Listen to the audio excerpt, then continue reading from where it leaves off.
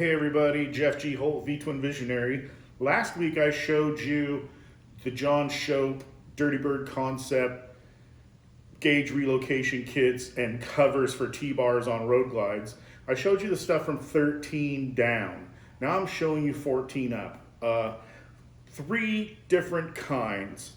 This one would be for a pullback plate with gauges. This one is for the West Coast T-bars and the Speed King bars that have a little kick in them. No pullback plate with gauges.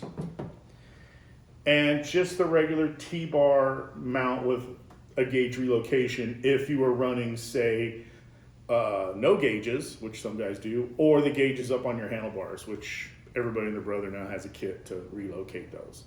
So, pretty great solution from the guys at Dirty Bird. We are installing these on a couple bikes, so you'll be able to see that later on. And we'll have something for you Street Glide guys next.